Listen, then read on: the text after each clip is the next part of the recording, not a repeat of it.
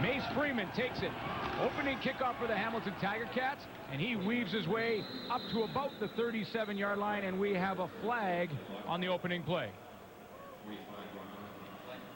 Danny McManus threw his first touchdown pass just a week ago, week 3, and then he added 2 more. There's his receivers. Darren Flutie will watch closely. 43 catches away from passing Alan Pitts, and they really hooked up last week for the first time this year. And there's the big offensive line. Ryan Donnelly gets his second start at right guard. The call will be holding against the Hamilton Tigercats, and they start on their own 20-yard line to get this one underway. Big win for Hamilton a week ago. Calgary Stampeders taking them to overtime. And they improved to 2-1. McManus goes straight up the middle on first down to Troy Davis. The BC Lion defense has been tough against the run thus far this year, led by Baron Simpson in the middle. Leads and tackles with 20. And that secondary, it's gotten better because of the return of number 2, Eric Carter. Lots of experience and lots of jazz on the field. He can get the guys going if they're not playing up to speed. Yeah, and the leaders on that defense for the BC Lions, Baron Simpson, have to really pick up their game. You almost feel like the defense has to score for the Lions if they're going to have success. They've had trouble offensively. 2nd and 8, facing Danny McManus. Got 3 receivers to the right and swings it out to Dwayne Ford, and he will have enough for the first down. Really nothing very fancy. They got 3 receivers to the one side. Glenn and Ford usually stays in, and he can be that guy that can chip on the block, but they got him to the short side of the field.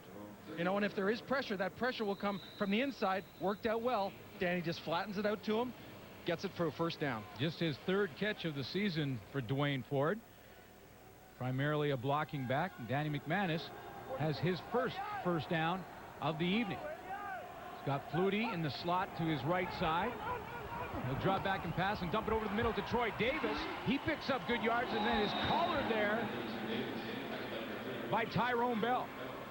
Well, talented guy, Troy Davis, 151 yards on the ground against Calgary last week. And you know, when you talk about a guy's ability, he came out of the NCAA, was runner-up for the Heisman Trophy twice, and I believe he's the only running back in NCAA history to run for 2,000 yards 2 years in a row. So this guy is the real thing. And it's funny when you talk to Ron Lancaster, he says, you know, that running game's gone well. He says, yeah, I know, but we like to throw the ball. You know, we'll run, but we like to throw. Whenever you talk to the former quarterback, he doesn't want to hand the ball to Troy Davis. He'd rather put it in the air. 5.5-yard average for Troy Davis, but he hasn't found the end zone yet. 0 touchdowns, and that's running the ball or through the air, and they'll have to measure this one.